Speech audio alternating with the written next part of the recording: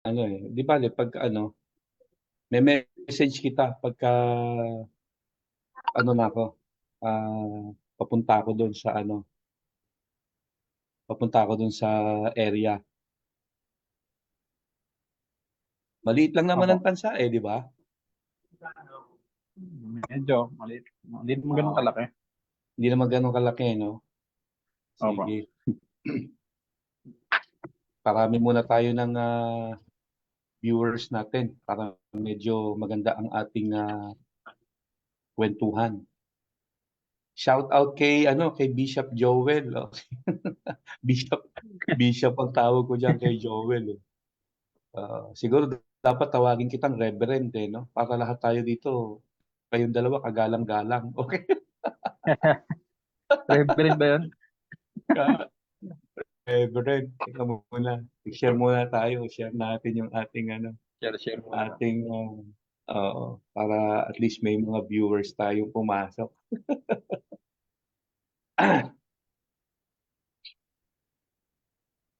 Tabi-tabi lang naman yung ano eh, 'di ba? Yang Tansa, Trece, tama ba? Oo. Tabi-tabi lang yan, 'di ba? Kakadikit-dikit lang. Oo. Oh, magkakadikit lang yan eh. Tansa Kawit, Naik. Ay, magkakadugtong po.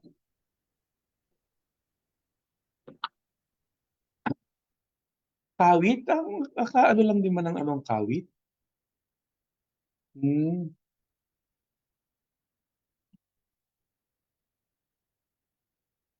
okay.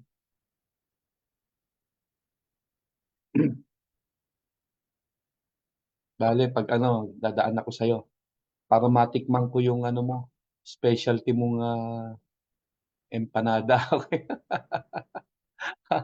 Para matikman ko yung ano mo, specialty mo.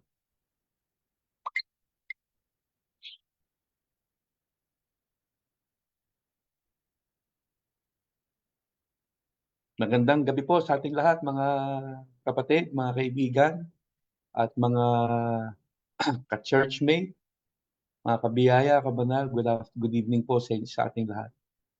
And maging sa mga nakakapanood nito, kung saan man kayo naroon, kung anumang oras dyan sa inyong lugar, magandang araw po sa inyo. Magandang umaga, magandang tanghali, magandang hapon sa inyong lahat. Nag-iisa na lang ako, iniwan ako ni ano, bumitaw yung bumitaw yung tawag dito, yung signal nitong si Reverend, antay natin. Okay? Wala pa nga si Joel, pagkatapos wala pa rin yung isa. Okay? Anyway, wait lang po tayo at para magsama-sama tayo. Okay?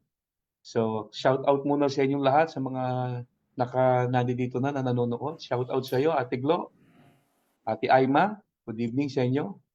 Paki-share nyo itong ating ano para marami ang maabot nitong ating program. Okay? Ayun, pumasok na si Bishop Joel. Okay? Kaya lang si ano naman ang wala, si hindi pa rin.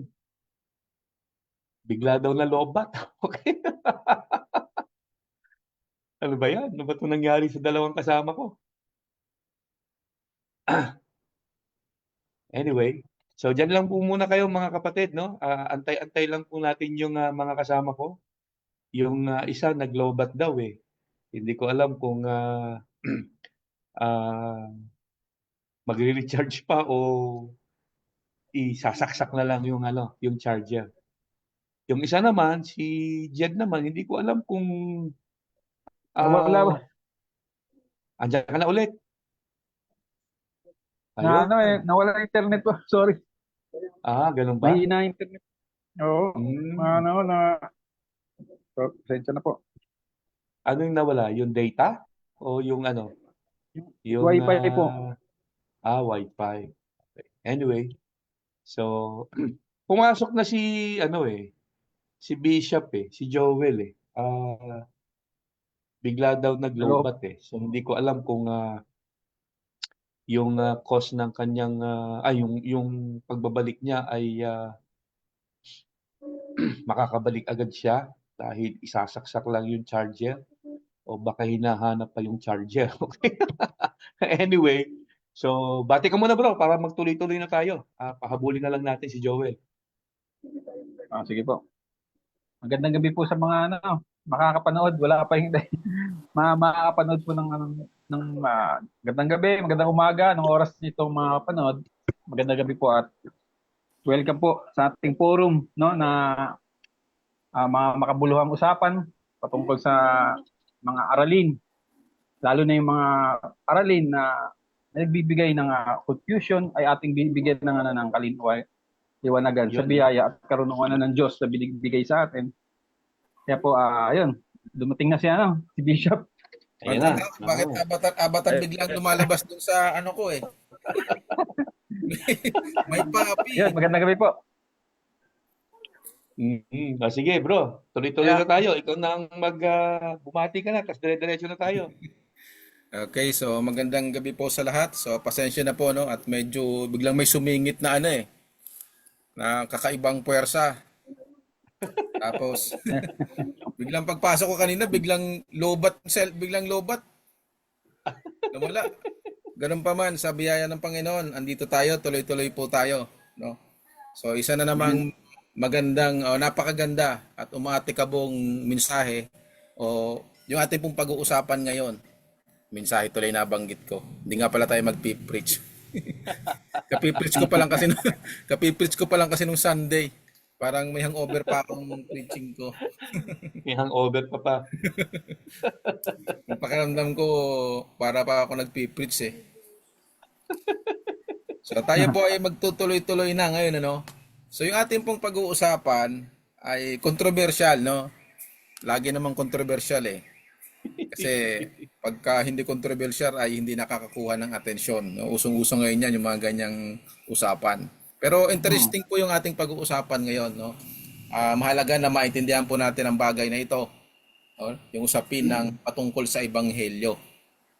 Ngayon ito po ay kukuhain natin dito po sa aklat po ng Galatia sa Tagalog. Galatians chapter 1, no, verse 6 hanggang verse 9. So sundan lamang po ninyo, napakagandang topic po na to. Ang aking gagamiting version ay New Living Translation para medyo mas madaling maintindihan. Okay, ang sabi po diyan, ang Apostol Pablo po ang nagsalita dito I'm shocked that you are turning away so soon from God, who called you to Himself through the loving mercy of Christ, who are following a different way that pretend to be the good news. Hindi. But it's not the good news at all. So nakuha niya na ibig sabihin. You are being fooled by those who deliberately twist the truth concerning Christ. So merong nagti-twist ng gospel. Yun yung po yung problema. Anong version yung gamit mo, bro? New Living Translation po. Okay. Mas mababaw yung bitaw ng mga salita dito. Okay, tuloy po tayo. Verse 8. Parang lang to, para ka lang nakikipag-usap sa mga tao sa labas ng bahay mo. Yung version na to. Verse 8 po tayo. Let God's curse fall to anyone, including us or even an angel from heaven who preaches a different kind of good news than the one we preach to you. So matindi yun, Sabi na po si Pablo, madadamay pa sila dun sa dapat maisumpa. Kung sakaling sila man din o maging ang anghel galing sa langit ay magturo ng ibang ebanghelyo. I say again, sabi niyo doon sa verse 9, I say again what we have said before. If anyone preaches any other good news than the one who welcomed, let that person be cursed. No? So, parang galit na galit. Parang may matinding, may namumuong bagyo. No, doon sa napaparating doon sa yung bugso ng salita. Isipin ninyo, no,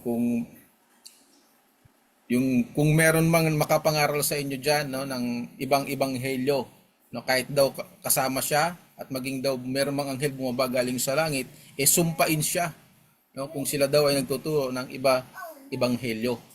So ganun kaigting yung sinasabi ni Apostol Pablo dito na mabigat na salita, no, pag ikaw ay magtuturo ng ibanghelyo, ibang good news. Kasi good news nga eh. Ngayon siguro magandang unawain muna po natin, no, dito sa ating binasa na bago po tayo magtuloy-tuloy kasi marami po tayong pwedeng pag-usapan diyan. No? Ay siguro maganda unawain po muna natin ano po ba yung gospel o yung tinatawag na good news o yung mabuting balita. So ano po ba ito? Bago natin pagtuunan ng pansin, no, yung ikinagagalit dito ni Apostol Pablo na different good news, different gospel, no, may nagpipretend po dito. Sila yung mga tagapagturo ng ibanghelyo pero ibang klaseng ibanghelyo yung tinuturo. So unawain po muna natin. Ano po bang ibig sabihin o ano po ba ang gospel? So maano na po ang ang malakas ang appeal. Okay. So ang topic natin ngayong gabi ay the different gospel, no? Yan yung focus ng letter ni Apostle Paul sa Book of Galatians.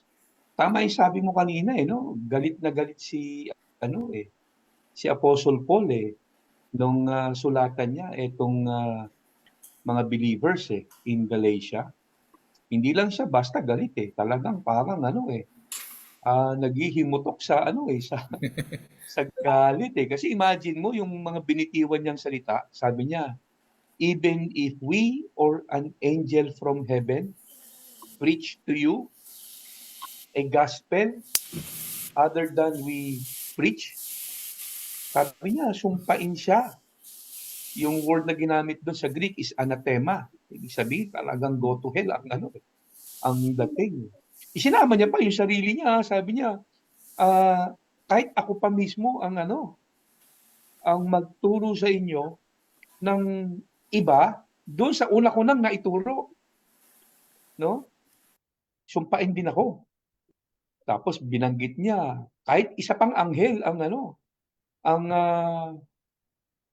lumitaw diyan at magturo sa inyo ng gospel na iba doon sa nauna kong ituro, nauna ko nang itinuro, sumpain din siya. Talagang galit, no? Hindi lang siya hindi lang siya basta galit. Sobra yung gigil, sobra yung galit niya. So, tama yung sabi mo, bro, no, na bago natin tuluyang i-explore mabuti kung ano ba tong different gospel na binabanggit ni Apostle Paul na pumukaw ng kanyang galit, no, ng damdamin niya na nag-init siya ng gusto. Pag-usapan muna natin ano ba yung gospel at para maunawaan natin itong different gospel na sinasabi ni Apostle Paul. Kasi for you to understand the different gospel, dapat alam mo muna kung ano yung gospel. And I do believe na napaka-importante maintindihan natin yung tunay na gospel para madali mong maintindihan yung peke, no, yung different gospel. And I also believe na kailangan maging eksperto ka rin na malaman mo yung tunay na gospel para hindi tayo madideceive ng different gospel or false gospel. Parang sa bangko, bro, no? Sa bangko, yung mga teller, tinetrain sila na kabisaduhin yung tunay na pera. Lahat ng anggulo doon sa tunay na pera, tinitingnan nila. Kinakapa nila yan, pinagmamasdan nila. Tinrain sila paanong ma-detect yung peking pera by means of pag-aralang mabuti yung tunay. So hindi yung peke ang tinitingnan nila. Ang tinitingnan nila yung tunay. Yung tunay na pera ang pinagmamasdan nilang mabuti. Lahat ng kailangang malaman doon sa tunay na pera, kailangan nilang makita para pagka merong nagbigay sa kanila ng peke na pera, alam kagad nila peke. Di ba? So I do believe the same thing with us. Dapat alam din nating mabuti kung ano yung tunay na gospel so that pagka ang itinuro ay peke o false gospel, alam mo na kagad. Tama, di ba? Agree ba kayo doon? Kung hindi kayo agree. Okay. Amen. Now, Agree. referring to the gospel, no? May magandang sinabi si Apostle Paul regarding sa gospel sabi niya sa Romans chapter 1 sa verse 16, basahin ko na ngayon. Sabi ni Paul dito, "For I am not ashamed of the gospel, because it is the power of God that brings salvation to everyone who believes. First to the Jew, then to the Gentiles." So according kay Saint Paul, yung daw gospel is the power of God to bring salvation. It is the gospel, it is the power of, siguro bigyan natin ng konting pansin din yung praise na yun, yung power of God. Kasi most of the time, pagka narinig ng mga tao yung salitang, it's the power of God. You want to see the power of God? Ang naiisip agad natin pag nababanggit yung power of God ay mga miracles, no? Yung sa Bible, yung makikita natin na yung dagat bumuka, it's the power of God. Nagpaulan ng apoy ang Diyos, it's the power of God, no? At marami pa mga miracles na nagde-demonstrate ng power of God. Of course, lahat naman yung power of God. Pero may binanggit ito si Apostle Paul about the power of God. Paul said, the gospel is the power of God. Isipin mo, ang bigat noon. The gospel itself is the power of God. And according to Saint Paul, yung paraan ng Diyos ng pagliligtas sa tao is the gospel. The gospel is the power of God unto salvation. Kaya it's very, very important na maunawaan natin kung ano ba itong gospel na ito na tinutukoy ni Apostle Paul, because this is the very power of God that will save people. Yun yung importante. Tama? Now, yung salitang gospel in the Greek simply means good news. No? Yung kasing gospel sa Greek is euangelion, na ang ibig sabihin good news. Yun lang naman ang ibig sabihin ng gospel. It's the good news. And of course, pag sinabing good news, there is no bad news in the good news. Kasi ang problema, no, gospel yung ipipreach, pero parang hindi good news yung dating doon sa mga doon sa mga tuturuan. Kagaya nitong different gospel, no? Kaya binanggit ni Paul na different gospel kasi hindi talaga siya gospel. Sabi niya, this is not really a gospel at all. Kasi pag sinabing gospel, good news, and there is no bad news in the good news. Diba? So the word gospel simply means good news. At ano ang good news? At ano ang good dito sa news na ito? Okay. According to St. Paul, it's about the grace of God. Binanggit niya yan sa Book of Acts chapter 20, basahin ko lang saglit 'yon. Sabi ni Paul in Book of Acts chapter 20 verse 24. "However, I consider myself or my life worth nothing to me. My only aim is to finish the task, to finish the race and complete the task that the Lord Jesus has given me, and that is the task of testifying to the gospel of God's grace." So according to St. Paul, the gospel is about the grace of God.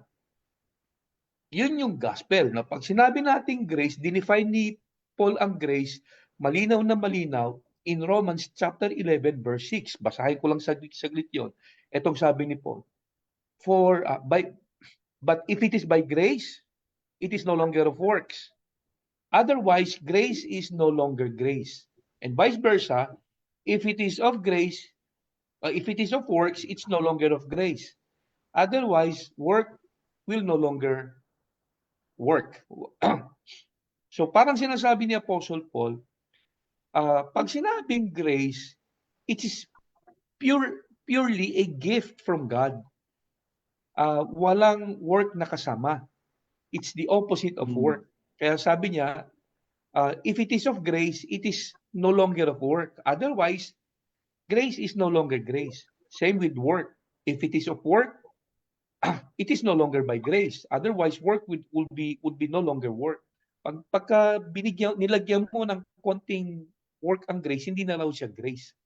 So when it comes to the gospel of grace, at kung ang gospel na ito will bring salvation to people, in other words, ang kaligtasan ng tao is not of works. Walang kasamang gawa. Kaya binanggit niya yan in the book of Ephesians chapter 2, sabi niya, for by grace you have been saved through faith. This is not of yourself, it's a gift of God, not of works, so that nobody can boast. So nilinaw ni Paul, naligtas daw tayo only by grace, through faith, it's a gift, and not of works. So pag sinabing gospel of grace, it is a gospel na kung saan ang kaligtasan ng tao is not of works at walang additional na works, kundi pure grace lang. So, yung tunay na gospel is a gospel of grace. Anong nakapaloob dyan?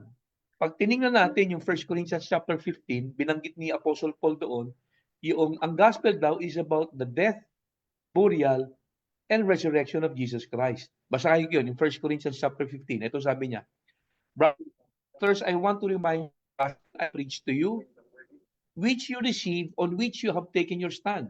Verse 2, ito maganda to. By this gospel, you are saved. By this gospel, you are saved. Sabi niya in Romans 1:16, the gospel is the power of God unto salvation. This gospel, by this gospel, you are saved. Tas ano daw to? Sabi niya sa verse 3, for what I received, I pass on to you as of first importance. Christ died for our sins according to the scriptures. He was buried and he was raised on the third day according to the scriptures. So yung tinutukoy ni Paul na gospel of grace is about the death and resurrection of Jesus Christ. So pagka ang isang tao ay sumampalataya dito sa kamatayan ni Jesus, na siya ay namatay para sa ating kasalanan at siya ay muling nabuhay, he will be saved. So ito yung gospel na sinasabi ni Apostle Paul, na kung saan tunay na gospel. This is the true gospel.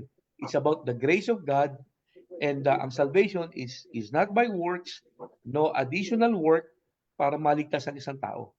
Yun ang gospel. So ang gospel, Okay? good Baka news. meron kayong gusto idagdag. Ano? So good news ang gospel. Walang dapat madagdag. Pag may nadagdag, hindi na good news. Bad news na Hindi yun. na good news yun. Oo, hindi na good Sa'yo, news yun. Sa'yo, Brother Jed, anong yung may dadagdag? Ayun, dagdag ko lang naman kasi yung ating pinag-uusapan is the gospel. Yung sabihin, good news, mabuting balita. So kung may mabuting balita, may masamang balita din, syempre. Ang masamang balita, sabi sa Romans 6:23, all have sinned and fall short of the glory of God. No? So lahat ay nagkasala at hindi nakaabot sa kaluwalhatian ng Diyos.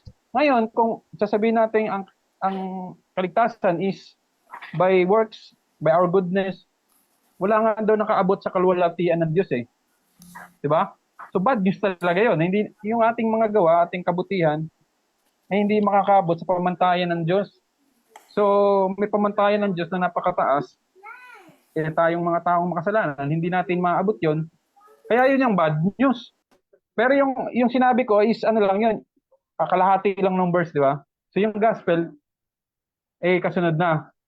Ngunit ang libreng kaloob ng Diyos, 'di ba? So kaligtasan ay libreng kaloob ng Diyos. Yan yung mabuting balita, 'di ba? So sinabi ko lang ng masamang balita, lahat tayo ay hindi papasa sa harapan ng Diyos. Yan ang masamang balita. Pero may Panginoon na tumubos sa atin sa kalagayan na yun. Yan po, yun lang po idadagdag ko. So ang magandang balita, pumasa tayo. Dahil kay Kristo. Oo, pasado tayo. Hindi, pasado tayo sa paglilitis kasi merong sumalo sa atin. Yun. Kumbaga Yes. parang ano yan eh, parang pinakopya tayo, no? Kasi di ba yung kabanalan niya, naging kabanalan natin, nakopya. Mhm. Napakabuti naman ng Panginoon. So yun talaga ang good news doon. Ngayon, Amen. meron pong binanggit dito eh, no? You are following a different way that pretend to be the good news, no? Or pretend to be the gospel. So merong different way, o different gospel na tinutukoy po dito si Apostol Pablo, na kung saan ay talagang grabe ang gigil niya rito. No, kumbaga, kung ikaw ay nandun sa panahon na yan, parang yung teacher mo yun na parang babatuin ka na ng ano eh. Racer eh. Kasi Mm. isipin mo, parang ako, buong buhay ko, hindi pa ako nasabihan ng ano eh, sumpain ka eh. Yan. Naranasan ko nang mamura ako eh, pero siguro yung sabihan ako na sumpain ka, mukhang hindi ko pa narinig yan eh. Kasi ganun kasi kaseryoso yung pong usapin na ito. No? Yes. Kasi isipin mo, simpleng-simple ang kaligtasan, tapos meron pa palang iba na nagtuturo patungkol sa kaligtasan. So, yun naman po yung magandang malaman natin ngayon. So, naipaliwanag na po ng ating mga kapatid, ano ba ang good news, ano ba ang gospel. Ngayon, mantindihin natin, sangayon doon po sa sinasabi po ng mga verses dito, ano naman yung different gospel. No? Sa sangayon doon sa sinasabi po ni Apostol Pablo, na baka may kahilantulad din po sa ating panahon. So dapat maging aware po tayo dyan. Kaya malagang malaman din natin ito. So ano po ba itong different gospel na tinutukoy po dito ni Apostol Pablo na sinasansala niya sa panahon po na ito? Oo. Kung saan galit na galit siya. No? Mm. Alam mo, sa totoo lang, ini-imagine ko yung galit ni Paul dyan. Sa mga epistles ni Paul, marami tayong makikita doon na dinidil niya ang iba't ibang uri ng kasalanan eh sa kanyang mga letters. Let's say for example sa Corinth, no? Mayaman sa sin of the flesh ang ano eh, ang Corinth eh. So dinidil ni Apostle Paul doon yung mga believers with regards to some particular sins, no? At sa iba pang mga letters ni Apostle Paul, nagbigay din siya ng ano, nagbigay din siya ng mga rebuke, no? With regards do sa some particular sins na ginagawa nila. Pero makikita mo dito sa Book of Galatians o sa churches in Galatia, hindi sins of the flesh ang ano eh, ang issue eh. Hindi ano eh, hindi immorality, walang moral issues na ano eh, na kasalanan na ginagawa ang mga ano eh. Well, in fact, Mm. ang kasalanan nila actually, according dito sa Book of Galatians na tinawag ni Paul na different gospel, they are now trying to be pleasing with God by obeying the law of Moses. Mabigat ano? Isipin mo, Mm. nagalit si Apostle Paul doon sa mga tao na nagde-desire na maging kalugod-lugod sa harapan ng Diyos sa pamamagitan ng pagsunod sa kautusan. No? Parang ano eh, no? Parang kakaiba yon. So imaginein mo, doon sa mga epistles ni Apostle Paul, sa Corinthians, sa Romans, may mga kasalanan siyang dinidil with regards to immorality, no? With regards to sins of the flesh. Although galit din siya ron, pero hindi siya masyadong nagpakita ng ano eh, ng sobrang galit doon eh. Saan siya nagpakita ng sobrang galit? Dito sa church na kung saan wala namang sins of the flesh na tinutukoy. Ang kasalanan nila ay legalism, no? Ang kasalanan nila, they were trying to be pleasing to God by means of obeying the law. And according to St. Paul, eto yung different gospel. Lumalabas, pag binasa natin yung context, dito sa church na to, merong mga nakapasok na mga false teachers na according to many scholars, they are Judaizers, mga Jewish believers, mga Hudyo na convert sa Christianity. Kaya lang hindi nila mabitaw-bitawan yung kanilang Judaism religion. So they still believe na bagamat si Jesus ay kinikilala nila bilang tagapagligtas, si Jesus ay hindi sapat para sila ay maligtas. They still need the law para maligtas sila. So faith plus law o good works ang kanilang paniniwala for them to be saved. Dahil doon nagalit ng gusto si Apostle Paul. Sabi ni Apostle Paul, tingnan nyo, sa Galatians chapter 3, etong sabi ni Apostle Paul. Paul said, "You foolish Galatians." Mabigat ito, no? Hindi siya basta galit lang eh. Isipin mo, tinawag niyang foolish itong mga taong ito. And by the way, sa Sermon on the Mount, merong binanggit si Lord kung natatandaan ninyo. Ano yung binanggit ni Lord doon sa isa sa mga teachings niya on the Sermon on the Mount? Natatandaan nyo with regards to calling somebody a fool? Di ba? Meron sinabi si Lord doon? Oo, di ba? Oo, pag sinabihan mo ang isang tao, you fool, you will be in danger on the fires of hell. Pagkatapos ito ngayon si Apostle Paul, sabi niya, you foolish. Anong gusto niya sabihin doon? Hindi niya ba narinig yung teaching ni Lord doon sa Sermon on the Mount na if you say fool to somebody, you will be in danger of the fires of hell. Tapos ito ngayon si Apostle Paul, sabi niya, you fool. Mabigat, no? So para ba sinasabi ni Paul dito, kaya malakas ang loob niya sabihin yon kasi ang tinuturo nitong mga Judaizers na to is for them to still obey the law, no? Magpa-under the law kayo, parang ganyan. Isama niyo ang law sa Christian life niyo. O nang sabihin ni Paul na you fool, para sinasabi niya, I am no longer under the law. Kasi yung turo ni Lord on the Sermon on the Mount is about the law. Sana makita natin yun. Anyway, naisingit ko lang yun. So dito sabi ni Paul, you foolish Galatians, galit na galit siya. And who has bewitched you? Sabi niya, who has bewitched you? So, parang may kumulam ba sa inyo? Nabudol-budol ba kayo? Sabi niya, before your very eyes, Jesus Christ was clearly portrayed as crucified.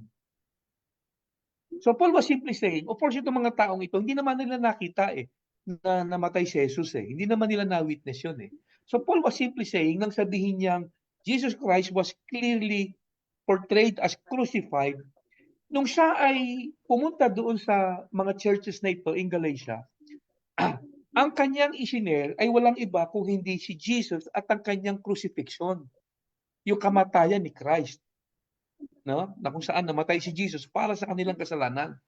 Yun yung kanilang pinresent. Hindi pinresent ni Paul ang patungkol sa law o yung religion ng Judaism. Hindi yun ang kanyang pinresent. Ang pinresent niya si Jesus and Him crucified. Kaya ang sabi niya dito, verse 2, I would like to learn one thing from you. Did you receive the Spirit by works of the law or by believing what you heard? Now, of course, the answer is obvious. Na-receive nila ang Spirit or salvation for that matter by hearing the gospel, not by obeying the law. No? Yung question ni Paul sa verse 2, may kinalaman sa kaligtasan Sabi ni Paul dito, did you receive the Spirit or did you receive salvation for that matter by obeying the law or by believing what you heard? So obviously, ang sagot na na-receive nila ang Spirit o na-receive nila ang salvation not by obeying the law but by believing for what they heard. It's the gospel. So ang point is this, yung different gospel na tinutukoy ni Paul, malinaw pa sa sinag ng araw, it is about adding the law to faith. Yun yung sinasabi diyan ni Paul na different gospel. So pag gospel lang, it's about the grace of God. Pag different gospel, it's about grace and law combined. At yan ang nakikita natin, sad to say, sa napakaraming churches in the body of Christ. We call it mixture sa panahon natin ngayon Maraming churches in the body of Christ, please, no offense no sa mga possible na nakakapakinig nito na mga nagtuturo sa sa pulpito, madalas sinasalamin yung pagtuturo nila nitong mga correction ni Apostle Paul, yung mga rebuke ni Apostle Paul. Kasi maraming mga churches nowadays, ang tinanggap nila ang salvation by grace, pero ang itinuturo nila for daily living is the law. You need to obey the law. So parang grace for salvation, law for daily living. Yun yung tinuro ng ng mga mokong na to. Okay? Itong mga nakapasok sa Galatian churches. Oo. Kaya sinabi ni Paul, I would like to learn one thing from you. Did you receive sa Galatians 3 verse 2? Did you receive the Holy Spirit? Or did you receive salvation by keeping the law? In other words, yung mga nakapasok, sinasabihan sila na na sundin ninyo ang kautusan. At malinaw yan, binanggit ni Apostle Paul yan sa Galatians chapter 5. Tignan nyo babasahin ko lang, Galatians chapter 5, beginning verse 2. Etong sabi ni Paul. Galatians 5 verse 2. Mark my words. I, Paul, tell you, if you let yourselves be circumcised, Christ will be of no value to you at all. So sabi ni Apostle Paul, if you let yourselves be circumcised, bakit niya nabanggit yung circumcision? Kasi, pag gusto mong ma-convert to Judaism, the first step is magpa-circumcise ka. At pagka ikaw ngayon ay pumasok na doon sa religion na yan, you will be under the law. So in other words, ang pine-present nitong mga taong ito na nakapasok sa Galatian church is that kailangan nyo si Jesus. Tama yan, sumampalataya kayo kay Jesus. At kailangan pa rin natin sumunod kay Moses. No? Kailangan pa rin natin sumunod sa law ni Moses para kayo ay maligtas. So, yun yung sinasabi ni Apostle Paul dito. Ang sabi naman ni Paul dito, kung pahihintulutan ninyo ang sarili niyo na pumasok sa kautusan o dalhin ang kautusan sa inyong Christian life, Christ will be of no value to you at all. Yun ang sabi niya. Winalang bahala, parang winalang halaga ninyo yung sacrifice ni Christ. So kaya dapat mag-ingat yung mga nagtuturo sa pulpito kasi unaware ang marami, sa totoo lang, unaware ang marami yung different gospel na tinutukoy ni Paul in Galatians chapter 1 ang naituturo na sa napakaraming pulpito in the body of Christ every Sunday. Kasi pag sinabing different gospel, it's grace plus good works. Grace plus law. Yun yung sinasabi niyan. At diyan nagalit si Apostle Paul. So, diba? Imagine mo yon. Sige bro. Hindi po, tuloy niyo po, Pastor. Imagine mo yung bro, no? Galit na galit si Paul doon sa mga tao na nagdi-desire i-please si Lord by obeying the law. Kakaiba di ba? Kakaiba. Mabigat yun. Yun yung sinasabi ni Apostle Paul dito Did you receive the Holy Spirit by obeying the law? Bago niya pa sinabi niya, ang sabi niya, you foolish Galatians. Let me know one thing from you.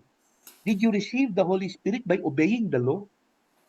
So, itong mga taong ito are trying to please God by obeying the law. O imagine mo, doon nagalit si Paul. Now, siguro, i-clarify lang natin, of course, alam natin lahat na, na mabuting sumunod sa kautusan ng Diyos. Mabuting sumunod sa kautusan ng Diyos. At hindi natin sinasabing hindi mabuti yon. Pero meron kasing sinabi si Apostle Paul with regards doon sa pag inilagay mo ang sarili mo under the law.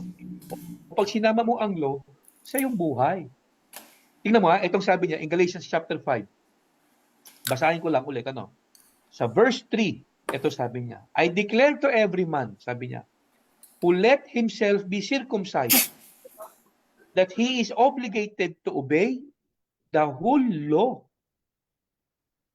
Mabigat ito. In other words, pag isinama mo raw ang law sa Christian life mo, Paul said, obligado kang sundin lahat. At 613 yun, hindi 10 lang yun. You are obligated to obey the whole law. Ito sabi ni James, isa lang ang masuway mo sa law, nasaway mo na lahat eh. Hindi mo nga kailangan masunod lahat yun eh, kasi isa lang ang masaway mo eh. Kailangan mong sundin lahat. Tapos itong sabi niya pa, verse 4, ito mabigat bro. You who are trying to be justified by the law have been alienated from Christ. You have fallen from grace. So kapag ka daw pinilit mo na to be under the law, isinama mo ang law sa Christian life mo, napapalayo ka kay Kristo. Yun ang sabi diyan. You have been alienated from Christ and you have fallen from grace. So to fall from grace is to get back to the law. Okay? So lumalabas ang different gospel is yung grace sinamahan mo ng law. O yung grace sinamahan mo ng works. O yun ang sinasabi diyan. That we really need to understand. So may mga legalistang pumasok. Oo, may mga legalistang pumasok. At sa totoo lang, sa totoo lang bro, yan yung mga teachings na prevalent sa maraming churches na hindi nakikita ng napakaraming mga nagtuturo. Tama. Ayun. Oo. Sincere sila, no? Ngayon nga pati yung pagdadamit kailangan maging maayos. Huwag kang papasok sa kung ano-anong mga lugar na halimbawa yung magkamulod na sine, yung kasama na sa standard ng puno para maging matubid ka sa paningin ng Panginoon. Kasama na sa gospel pala yun. So medyo wala naman parang ano na yan bro, parang modern day law. Added law yung pastor, added law. Wala siya sa added law. Wala sa 613 pero naidagdag. Dami yan, di matatapos yan. Oo, sa totoo lang. Brother Jet, ano naman ang iyong maidadagdag? Sobrang legalism, no? Dadagdag ko lang yun kasi talagang pagdating sa kaligtasan, nakakalungkot kasi parang yung mga ibang nagtuturo talagang hindi nila masyado binibigyan ng diin yung kahalagaan ng tunay na ebanghelyo at yung paraan ng kaligtasan, no? Kasi anay pa rin sa simbahan kapag tinanong mo, maging sa Bible study, hindi pa rin nila alam kung yung talagang tunay na ebanghelyo. Pag tinanong mo, ano ebanghelyo? Hindi pa rin nila alam kung ano ba yung ebanghelyo. So, ang dami pa rin gano'n na bagay, no, na nangyayari sa mga simbahan na yung mga simpleng pundasyon ng pananampalataya ay hindi pa rin malinaw sa mga miyembro ng simbahan, no, na kaya na dapat bigyan ng diin ng mga tagapagturo. Kasi ang daming nagtuturo na yung mga feel-good sermon lang, pero pagdating sa mga fundamental na talagang yung essential truth, bagsak, nakakalungkot. Kung iintindihin natin yung sinabi ni Pablo na sumpain ang sinumang mangaral ng ibang ebanghelyo, talagang hindi biro-biro. Pagdating sa kaligtasan, mahigpit ang turo ng kaligtasan. At ang tunay na ebanghelyo, mahigpit ang aralin na yan. Hindi pwedeng may mali dyan. Kasi pag mali yung natutunan, delikado tayo dyan. Hindi natin alam kung saan tayo pupunta. At isisingit ko lang, no, yung sa ating mundo, sa lahat ng relihiyon na meron sa mundo, may tatlong klase ng yung gospel. Pero yung ang tunay na gospel is yung ating sinasabi na full grace, no, yung purong biyaya lang ng Diyos. Ito yung pag-rely natin sa finished work of Christ. Yung isa is yung yung mixture na tinatawag. Yung manampalataya kay Kristo at dagdagan mo ng gawa. Yung pangatlo naman no grace, di ba? Wala talagang grace, puro works. So lahat ng reliyon, pag samasamahin sa mundo, yan talaga lahat yon. No, lahat, samahan, lahat ng turo, yan talaga. No grace, half grace, and full grace. Itong no grace, masyadong obvious to eh. Masyadong obvious to sa atin na mga Kristiyano. Madaling makita kung walang grace. Lalo na yung mga hindi naman Christian na paniniwala. Wala talagang grace doon. Pero itong mga mixture, yung half grace na sumampalataya kay Kristo, plus, hindi ito halata. Minsan talagang nagtuturo ng grace to, pero laging may pero, laging may plus, Yan laging yung may different dugtong yan. gospel. Ayan yung different gospel na hindi halata, no, lalo na yung mga hindi nag-aaral. Kaya, imbis maitaas si Kristo, sinabi nga ni Pastor, became alienated, nahiwalay kay Kristo. Sincere sila sa kanilang paglilingkod, pero ang katotohanan, sincerely wrong. Imbis maitaas nila si Kristo, ang nagawa pa, parang hinamak pa nila yung ginawa ni Kristo na parang, ay, hindi sapat yung ginawa mo, Panginoon, nasa krus. Gagawin ko to para, hindi sapat yun. Akala nila, yung sa ganong paniniwala, nag-glorify nila ang Diyos, pero ang katotohanan, hinamak nila, winalang halaga nila ang sakripisyo ni Kristo. Kaya napaka-importante po ng aralin na ito kasi hindi natin alam. Baka yung tinuturo pala natin is talagang malayo sa katotohanan. Yun lang po muna idadagdag ko. Maganda yung binanggit mo, bro, no? Yung half grace. Kasi yung half grace, yan yung lumalabas na different gospel. Kasi grace plus merong addition eh. Either works o yung law. Doon naman yung doon yung kinabagsakan ng Galatians chapter chapter 2 and 5 o 3 and 5 yung binanggit natin kanina eh. Doon bumagsak siya eh. Di ba? Doon siya bumagsak. Tapos may binanggit si Paul, no? Ito very famous itong verse na to eh. I-quote ko lang. Very famous tong verse na to dahil madalas kinukuto ng maraming Christians eh. Yung sabi ni Apostle Paul sa Galatians chapter 2, yung verse 20, kabisado natin yun eh, di ba? Anong sabi doon sa verse 20? No longer I who live.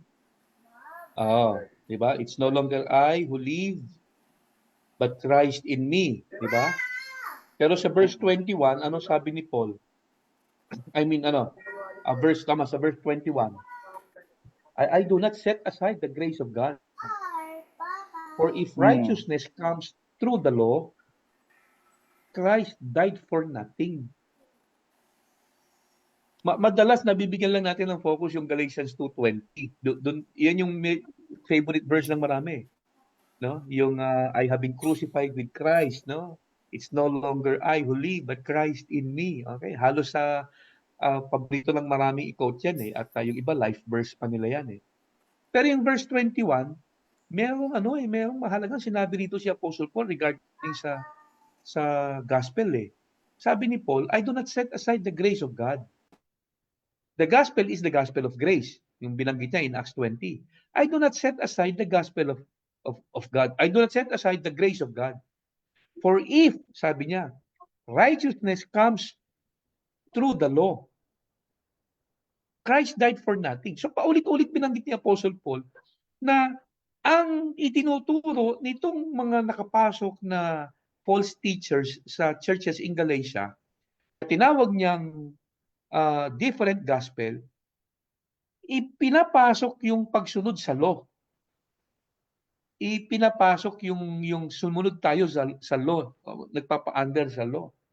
Kaya sabi ni Paul, kung ang katuwiran makukuha natin by means of obeying the law, sabi niya, Christ died for nothing. Binaliwala ninyo yung kamatayan ni Christ.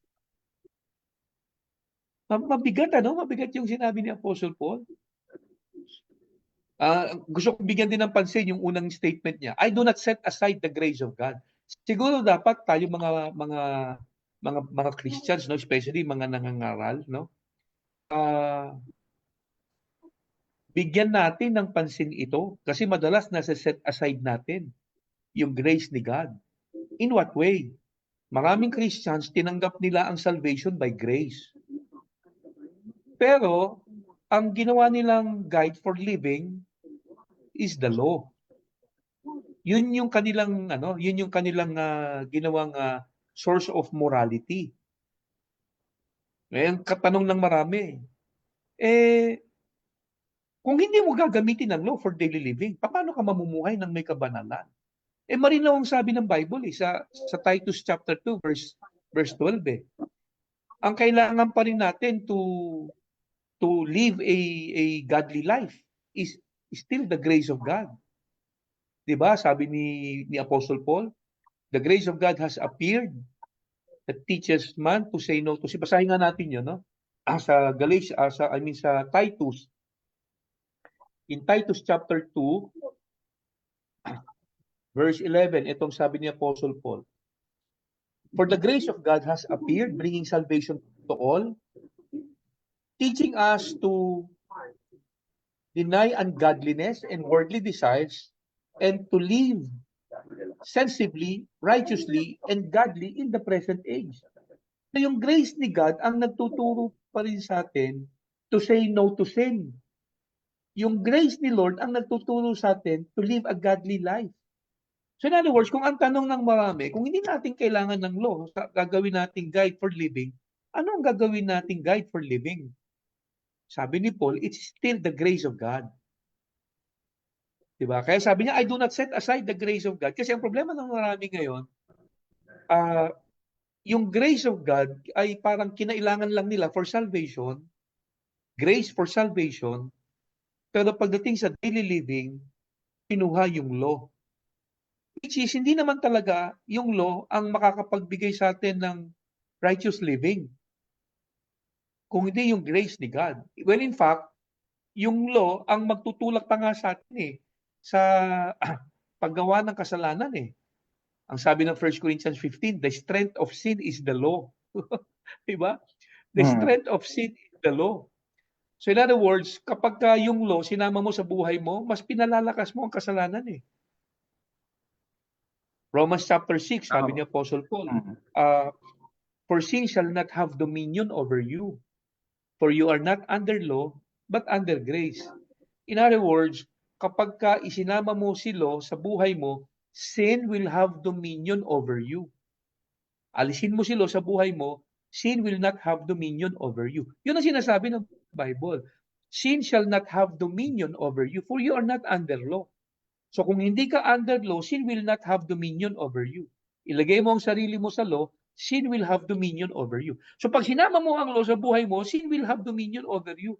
Kaya nga si Paul, medyo talagang bothered siya sa bagay na to Kasi alam niya, ang magiging effect nito sa buhay ng kanyang mga inaalagaan, yung kanyang mga anak sa pananampalataya, will lead them to bondage to sin. Yun ang magiging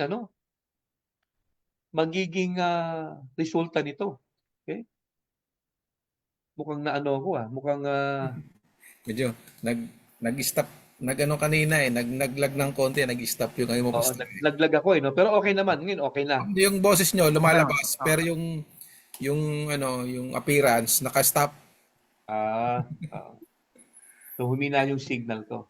So anyway, so we need to understand na ang bagamat ang law ay napakaganda, galing sa Diyos ang law no?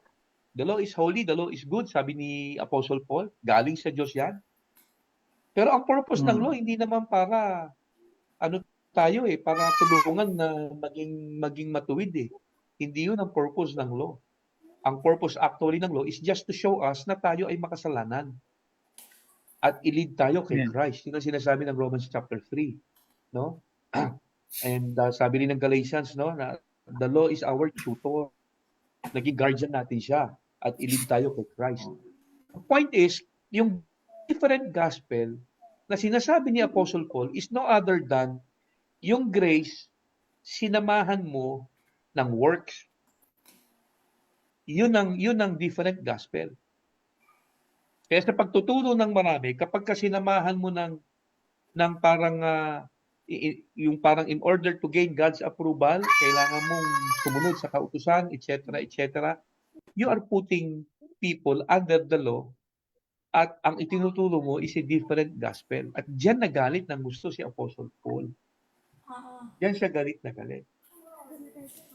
Susugan ko lang, Pastor, yung binanggit nyo kanina, Bro. konti lang to. Tukol dun sa nabanggit nyo kanina, kasi itong mga Hudyo, di ba? Ang gusto nilang ipasok dun sa Galatian Church ay yung to be pleasing with God, ay yung dapat ipasok yung law. Di ba? Yun yung, ano nila eh. Yun yung kanilang konsepto na para maging katanggap-tanggap ka sa harapan ng Diyos. So, ando naman talaga yung issue. No? Pero ito po, gusto ko pansinin natin, ang nabasa po kanina ni Pastor doon sa Galatians chapter 3, dagdag ko lang po ito ng konti, no? Verse 1 tsaka verse 2. Basahin ko po yung verse 3. No? Ang sabi niya dyan, how foolish can you be?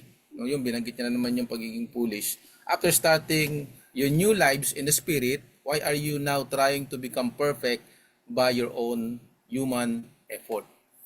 No? Wala namang masama na mamuhay tayo na parang sinusubok natin maging perfect o maging maayos. No? Pero itong mga to, sinubok nila, sa kabila natanggap ng Espiritu, pero sinabihan pa rin sila ng foolish eh. Ano bang issue doon? No, masama ba yung subukan ko maging perfect ang pamumuhay ko? No, pero sinabihan pa rin silang foolish. So, ilundag natin ng konti. Doon sa may verse 6, ang sabi diyan, in the same way Abraham believed God and God counted him as righteous because of his faith. Sa verse 7, the real children of Abraham then are those who put their faith in God. No? So malinaw dito na para maging counted na righteous sila sa harapan ng Diyos, ang ginagamit nila yung law. No? Tayo mga Kristiyano, karapat dapat na mamuhay tayo ng maayos. Kasi yun naman ang nais ng Panginoon sa atin. Yes. Pero hindi yun ang dahilan para maging counted tayong matuwid. Yes. Na ito yung sinusubok nitong mga taga-Galacia. Gusto nilang maging matuwid sa harapan ng Diyos sa pamamagitan ng pagdagdag ng batas doon sa grace. No? Tinanggap na nila yung kaligtasan by grace, gusto nilang dagdagan ng ano. Doon pa lang sa grace matuwid na sila eh. Kasi insulto sa Panginoon yun kung dadagdagan mo pa ng gawa mo eh. Kasi kay Kristo pa lang sapat na yun eh. Sapat na yun nung tinanggap mo siya no, sa inang Espiritu. Ang tingin sa iyo ng Diyos, matuwid ka na. Counted ka na as righteous. Hindi mo na kailangan yung law, yung mga mabubuting gawa na yan. Pero, kailangan mong mabubuting gawa sa daily living mo. Hindi para maging counted kang righteous sa harapan ng Diyos. Para lang maging counted kang righteous doon sa harap ng mga tao. Yun siguro pwede yun. Tama. Kasi ang tao naman, ika-count ka nilang righteous pag gumagawa ka ng tama eh. Di ba? Mabuti yung pamumuhay mo eh. Sabi na, righteous nga ito. Pero sa harapan ng Diyos, hindi yun ang pamantayan ng Diyos. Diba? Ang pamantayan ng Diyos para maging righteous sa paningin niya, by faith lang. Dito nga eh, diniklarang anak ng Diyos yung mga nanampalataya kay Kristo. Yes. Hindi yung mga gumawa ng aayon dun sa batas. So, ito po yung problema. Dinadagdagan nila yung biyaya na tinanggap nila, yung gospel ng mga effort nila. Yes. Wala pong masama dun sa effort natin na gumawa ng mabuti, maging mabuting Kristiyano, wala pong masama dun. Pero para maging matuwid tayo sa harapan ng Diyos, hindi po kasama yon. Yes. Righteousness is a gift. Opo, gift yon. Niregalo yun sa atin ng Panginoon nung tayo ay sumampalataya sa Kanya. At Yes. dahil binigyan niya tayo ng banal na spirito. So ibig sabihin, banal na tayo. So kung banal ka na, righteous ka na. Wala kang dapat idagdag doon. Ito yung ginagawa ng mga taga-Galacia. Gusto nilang dagdagan. Eto, Pastor. Ito si Pastor. Gusto ko, sasagutin ito ni Pastor at saka si Brother Jed. Gusto ko, lupitan niyo yung pagsagot dito ha. Inaabangan ko tayo. Kasi medyo kating-kati ako dito eh. Medyo kating-kati ako dito eh. Alam niyo ba, parang bakit ka nangangati? Ha? Ano ba, Star? Bakit ka nangangati? Kating-kati na yung ngalakal ko dito eh. Kasi parang Baka gigil. Kasi ano eh, di ba kung si Apostol Pablo nga, sabi niya, sumpain ika yung mga nagtuturo ng ganyan, may dinadagdag. Sa panahon kasi natin ngayon, parang meron akong nauulinigan na parang merong ganong klase ng pagtuturo. Na yun daw mga nasa panahon natin, ang kaligtasan nila ay by grace, no? Paghintil ka. Pero pag ikaw daw ay Hudyo, ang kaligtasan mo daw by grace, tapos sasaksakan mo pa ng law. So meron ng dalawang gospel. Iba yung gospel nating mga Hintil, iba yung gospel ng mga Hudyo. Mhm. So different na yon. So totoo ba yon? Iba ba yung salvation ng mga Jews sa salvation nating mga Gentile? Kasi 'di ba sa Bible pagka hindi ka Hudyo, hindi ka Israelita, Gentile ka. Pag Roma ka, Grego ka, 'di ba? Ano man ang lahi mo, Hintil ka. Pero pag ikaw ay Israelita ka, Hudyo ka. No? So, ngayon meron ako mga narinig na aral, no, medyo kumakalat na nga ng konti na parang meron dalawang klase ng gospel. Yung gospel ng Saan kinuha yung dalawang gospel na yon? Yun nga, iba daw yung gospel nating mga Hintil, iba yung gospel ng mga Israelita kasi may dagdag daw yon na batas. So tatanggapin din nila si Kristo by faith pero dadagdagan din nila kailangan ng kautusan. Ano po ba masasabi natin doon? Baka wag po kayo manunumpa ng tao ha. Baka kasi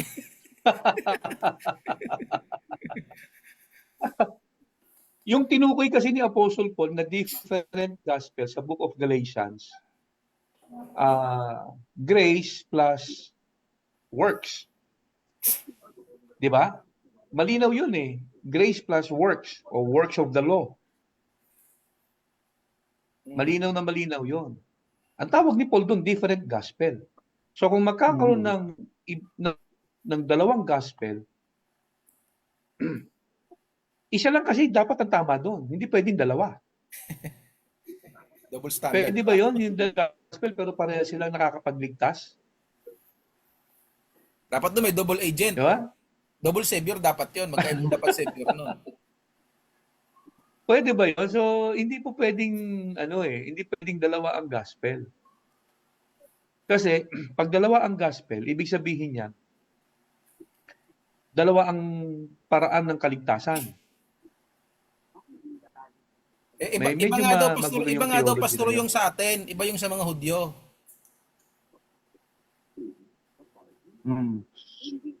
Maganda sa next forum pwede nating bigyan ng bigyan natin ng diin kasi medyo mahabang usapan.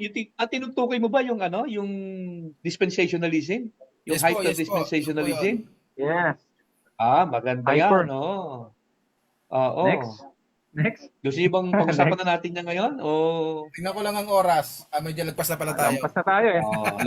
Next time. Sige, pag-usapan natin yan. Maganda yan. Sige. Maganda yan. No? Kasi napag-usapan na lang din natin itong gospel, no? Kasi sa hyper-dispensationalism, ang itinuturo nga ay there are two types of gospel. At hinango nila. Dito rin yan sa Galatians chapter 2. Dito rin yan sa Book of Galatians. Sa Galatians chapter 2 verse 7. Binanggit kasi diyan sa King James yung gospel of the uncircumcision at saka gospel of the circumcision. Ang naging interpretation nila diyan, dalawa ang gospel. Gospel for the Jews, gospel for the Gentiles. Magkaibang good news. So medyo mahabang usapin 'yan siguro. Kung interesado kayong pag-usapan 'yan at kung yung ating mga viewers ay gusto ring malaman ang tungkol diyan, why not? No? Let's get it on. Okay. Let's get ready to rumble. Maganda yan. Let's get it. Sige. Sige. Paalam na po tayo. Paalam na tayo at so nawa po next week pag-usapan natin yan. Sige. Nawa po ay may napulot po tayo at may natutunan at baunin po natin. So tandaan natin yung kung medyo nalilimutan, pwede po natin balikan yung ating live ngayon. Naka-record naman po yan, naka-post yun sa ating page. So nang sa ganun ay ma-master, maging biyasa tayo pagdating sa ganitong klase ng aral. Dahil napakahalaga po ng aral na ito. Mahirap tayong masingitan ng ibang uri ng ebanghelyo. So magandang gabi po sa lahat at nawa po ay napagpala po ang lahat. Isang mapagpalang gabi po. Yun. Ayan po, mag-iwan na ako ng isang verse, na relevant naman din sa ating, bago tayo mag-end. Kasi, yung talaga famous na turo sa ating bansa, ating mga kasamahan dito, kahit sa ating mga kaibigan, is yung kanilang turo is gumawa ka kabanalan, gumawa ka ng matuwid para maging banal ka. Pero hindi yan turo ng Biblia eh. Ang turo ng Biblia, ginawa ka munang banal, ginawa ka ng matuwid ng Diyos para magawa mo yung mga bagay na yun. No? Yun ang hindi maintindihan ng iba. Sabi ni Paul sa Philippians 3:9, and be found in Him, not having righteousness of my own that comes from the law, but which is through faith in Christ, the righteousness that comes from God on the basis of faith. No, yun. Yun ang full grace, mga kapatid. See you next forum at bigyan natin ng diin. Ano ba yung paliwanagan natin kung ano ba yung sinasabi ng mga ibang nagsasabi na dalawa na yung gospel. Sa biyaya ng Diyos ay matalakay po natin. Magandang gabi po. Actually, pwedeng i-consider yon na different gospel. Diba? So, next forum natin, the different gospel part 2. Kasi Yun, pwede. considered yun as different gospel eh. Kasi isa lang ang gospel eh. Tama. At itong gospel Part two na na yan. to, according to Romans 1:16, this gospel brings salvation. So kung meron pang ibang gospel that also brings salvation at hindi ito yung Romans 1:16, that is a different gospel na hindi po pwedeng dalawa yung gospel kasi binanggit ni Apostle Paul dun sa Galatians chapter 1 na pagka may nagturo sa inyo na iba dito sa tinuro ko ha. So in other words, kung meron pang ibang gospel na makakapagligtas din, no? According kay Paul, that is a different gospel at sumpain siya. So sige, next week, next forum, pag-usapan natin yan. Maganda yan. Okay? So magandang gabi sa ating lahat, mga pagpalain tayong lahat, and we hope na itong ating naging topic tonight nagbigay sa atin ng kaliwanagan. Okay? Good evening po sa inyo lahat, and Merry Christmas in advance.